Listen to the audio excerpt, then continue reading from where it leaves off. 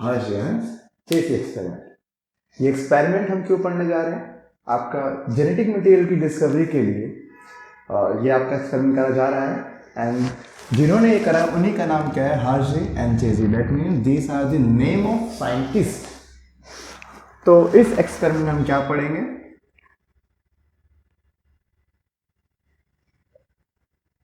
Search of genetic material के बारे में हम इस एक्सपेरिमेंट में पढ़ेंगे। हम ये जानेंगे इस एक्सपेरिमेंट में कि जेनेटिक मटेरियल डीएनए और प्रोटीन में से इनमें से कौन सा आपका जेनेटिक मटेरियल है। तो हम ये एक्सपेरिमेंट से हम ये पता करेंगे कि एक्चुअल में जेनेटिक मटेरियल आपका डीएनए है या प्रोटीन। तो इस एक्सपेरिमेंट के लिए इन्होंने क्या करा? इन्होंने एक वायरस को चूज करा और वायरस कौन सा था? Bacteriophage virus. ऐसे वायरस जो बैक्टीरिया पर अटैक करते हैं उन्हें हम क्या बोलते हैं? उन्हें हम बैक्टीरियोफेज कहते हैं। इसके नाम से कंफ्यूज मत होइएगा, जिससे ये एक्चुअल में आपका वायरस है जो कि बैक्टीरिया पर अटैक करता है। तो ये आपका बैक्टीरिया नहीं है, ये आपका एक्चुअल में एक वायरस है जो बैक्टीरिया पर अटैक करता है। तो इन्होंने जो बैक्टीरियोफेज लिया, इसके T1 से लेके T7 इसके इस वायरस के 7 ग्रुप्स बनाए गए। T1, T2, T3, T4, T5, T6, T7 7 group बनाए गए हैं इस वायरस के, जिसमें से इन्होंने T2 वाले ग्रुप को अपने स्टडी के लिए लिया। दैट मीन्स इन्होंने जिस बैक्टीरियोफेज को अपने स्टडी के लिए लिया था वो कौन सा था? T2 bacteriophage. तो इस T2 बैक्टीरियोफेज यानी कि इस वायरस के पास दो ही चीज थी। इसके पास एक आउटर मोस्ट कवरिंग थी और इसके पास सेंटर में इसका डीएनए था। और ये जो बाहर जो कवरिंग है, this covering is known as capsid. This is known as capsid. और कैप्सिड आपका एक तरह का प्रोटीन है।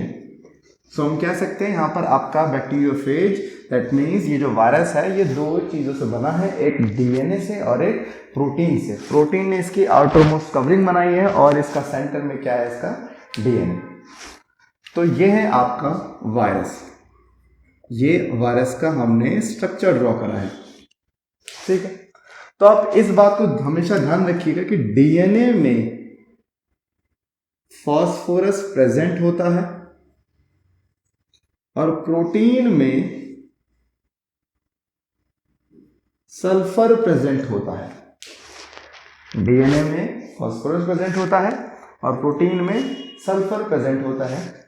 तो इसी के बेस पे डीएनए आपके वायरस के स्ट्रक्चर के बेस पे आपके हर्शियन चेसी ने क्या करा? आगे इन्होंने फास्फोरस और सल्फर के दो अलग अलग मीडियम क्रिएट करे। देखते हैं कौन सा मीडियम क्रिएट करे।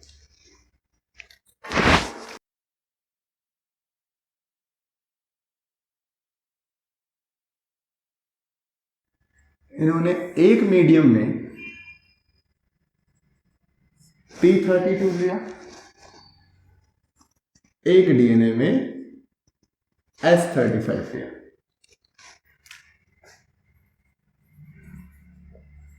This is a radioactive phosphorus, this is a radioactive sulphur. ये आपका रेडियोएक्टिव फास्फोरस हो गया, वो रेडियोएक्टिव सल्फर हो गया। तो क्या करा इन्होंने इनके पास जितने भी T2 बैक्टीरियोफेज थे, हम एग्जांपल लेते हैं, मान लेते हैं कि 100 वायरस लिए इन्होंने अपनी स्टडी के लिए। उन 100 में से 50 वायरसेस को P32 में ग्रो कराया और 50 वायरसेस को S35 में ग्रो कराया। तो जो वायरस इस P32 में ग्रो करे, ये फास्फोरस उन वायरस के डीएनए में जाकर अटैच हो गया।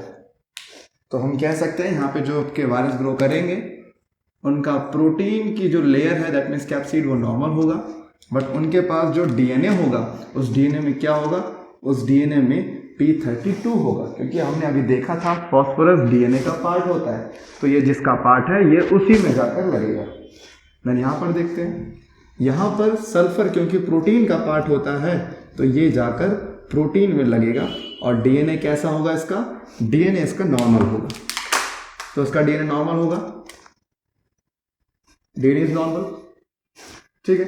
सो हम यहां पर कहते हैं protein is radioactive and DNA, that means DNA is normal. Protein is normal but DNA is radioactive। ये दो चीज हो गई। तो दो तरह के वायरस इस एक्सपेरिमेंट में जनरेट कर गए थे, एक ऐसे वायरस जिनके डीएनए में फॉस्फोरस लग गया था और एक ऐसे वायरस जिनके प्रोटीन में सल्फर लग गया। दैट मीन्स हमने एक वायरस के अंदर डीएनए को रेडियोएक्टिव कर दिया और एक वायरस के अंदर हमने उसके प्रोटीन को रेडियोएक्टिव कर दिया। Okay,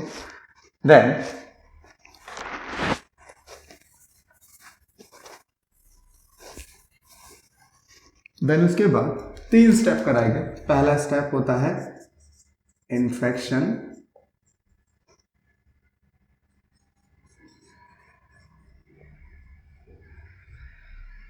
then blending, then centrifugation.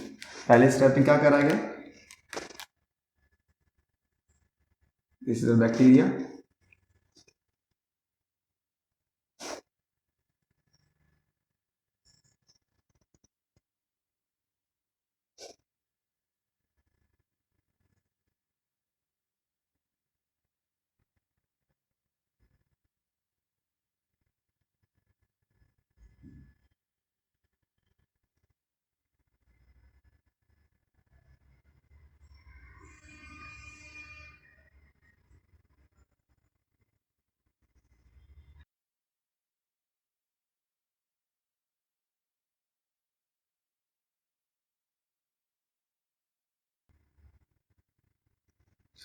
देखिए यहां पर जो वायरस अटैक कर रहा था उसके पास उसका डीएनए में आपका रेडियोएक्टिव लगा हुआ था।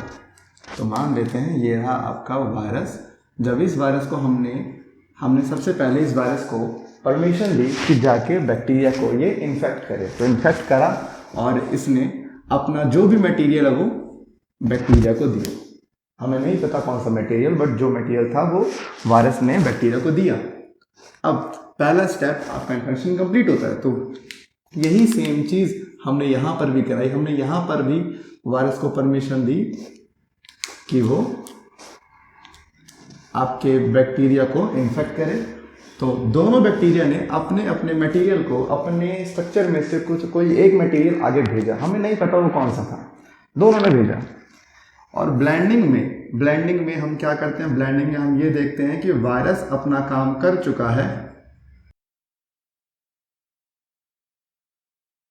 वायरस अपना काम कर चुका है। ओके, तो अब हम यहां पर क्या करते हैं, अब हम इन वायरसेस को जो कि बैक्टीरिया से अटैच है, इनको हम एक मशीन में डालते हैं, मशीन जिसे हम बोलते हैं ब्लेंडर मशीन। वो मशीन वायरस और बैक्टीरिया के अटैचमेंट को वायरस और बैक्टीरिया के अटैचमेंट को खत्म कर देती है, इनके बीच में डिटैचमेंट हो जाती है। तो वायरस और बैक्टीरिया के बीच में डिटैचमेंट लाने का काम किसका होता है, ब्लेंडर मशीन का। दैट्स वाई क्या बोला गया, ब्लेंडिंग। उसके बाद हम इन बैक्टीरिया को जिनके आसपास वायरस है, इनको हम सेंट्रीफ्यूगेशन टेक्निक की हेल्प से इन दोनों को सेपरेट करते हैं। और हम क्या देखते हैं कि जो चीज हमने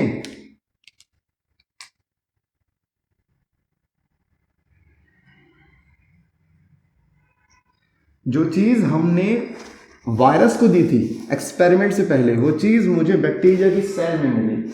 और मैंने इस वायरस को क्या दिया था, मैंने इस वायरस को P32 दिया था। और एक्सपेरिमेंट के बाद P32 मुझे वायरस में नहीं मिला, मुझे मिला बैक्टीरिया में। तो बैक्टीरिया में कैसे आया होगा, बैक्टीरिया में वायरस ने ट्रांसफर करा होगा।